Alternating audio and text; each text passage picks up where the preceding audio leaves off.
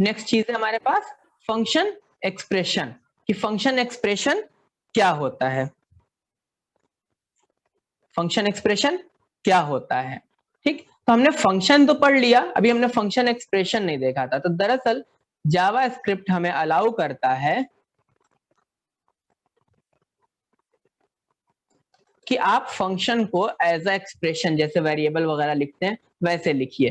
तो ये लिखने का मतलब ये होता है कि जावा स्क्रिप्ट एनोनिमस फंक्शन को सपोर्ट करता है,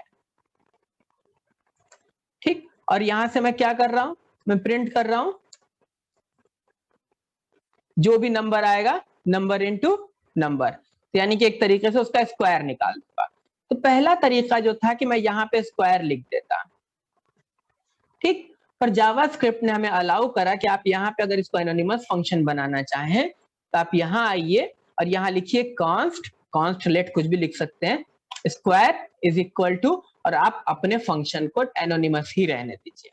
तो यानी कि जावा स्क्रिप्ट इस टाइप के भी फंक्शन को सपोर्ट करता है, जहां पे कि मैंने स्क्वायर यहाँ लिखा है और इज इक्वल टू करके एक एनोनिमस फंक्शन इस वेरिएबल को असाइन कर दिया, जैसे हम प्रिमिटिव वैल्यू असाइन करते थे, ठीक। अब क्या ये सच में ऐसा होता है और क्या ये काम करता है, तो हम करके देखते हैं। यहाँ पे मैं एक कॉल कर लेता हूँ इसको स्क्वायर, और यहाँ से इसमें 5 पास कर देता हूँ। अगर ये 25 प्रिंट कर देगा तो मतलब कि ये काम कर रहा है। नोट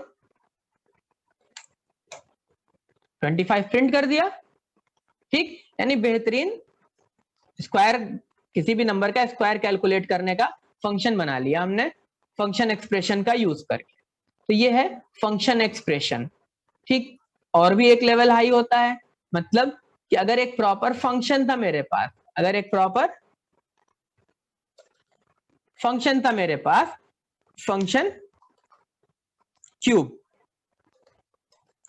निकाल देता, कोई भी नंबर भेजते, number into number into number, तो ये पूरा बना हुआ फंक्शन था, आप इसको ऐसे कॉल कर सकते थे।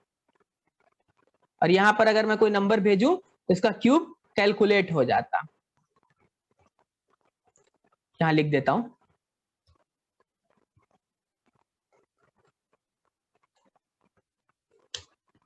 यहाँ ऊपर स्क्वायर लिख देता हूं ताकि पता चल जाएगा कौन सा वाला फंक्शन कॉल हुआ है।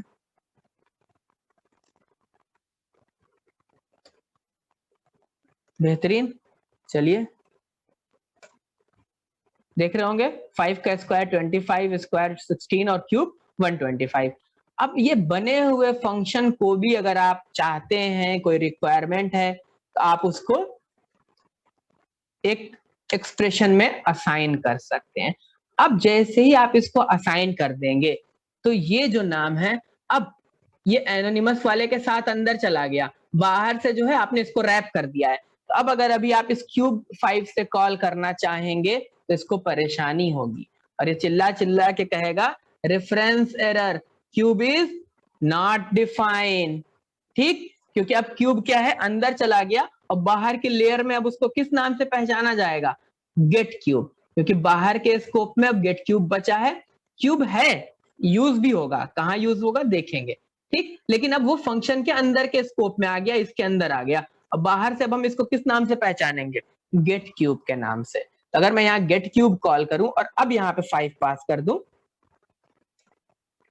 तो देखते क्या ये काम कर रहा है, बेहतरीन एकदम। यानी अब ये गेट क्यूब जो है इस नाम से इसको पहचाना जाएगा, क्यूब नाम से नहीं पहचाना जाएगा। तो फंक्शन एक्सप्रेशन लिखने के बहुत से तरीके हैं, अलग अलग इस्तेमाल है इनके, वक्त के साथ समझ में आएंगे। बट जरूरी चीज क्या है, अभी पहले हमने वार्म अप किया था, देखा था फंक्शन, हम एक बार और पढ़ चुके हैं, आइडिया ले चुके हैं। आज हम इन डेप्थ समझेंगे कि कितने तरीके से फंक्शन को लिख सकते हैं और कैसे कैसे इस्तेमाल कर सकते हैं।